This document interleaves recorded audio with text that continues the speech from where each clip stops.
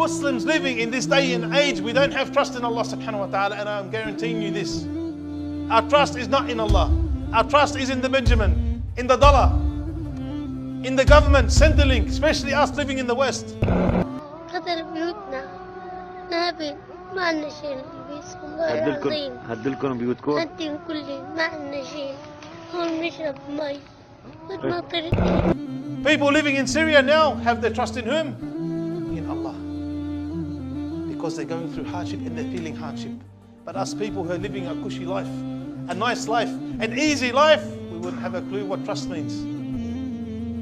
Because akhi, seriously here, out of the brothers, who's worried if they get fired? Honestly. Aren't you going to eat tomorrow? Yes. Aren't you going to drink tomorrow? Yes.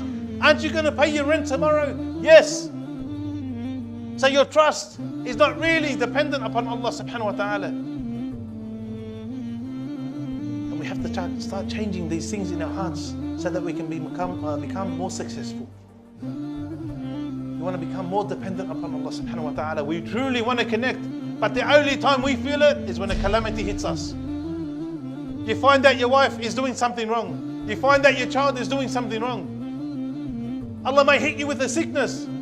Then the first thing we do, oh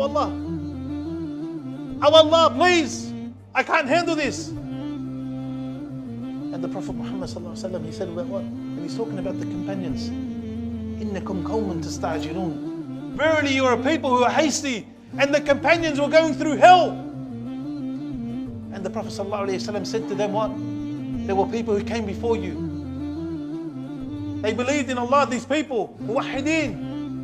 They were sawn in half. They were sawn into two pieces, and their insides were raked out with metal combs.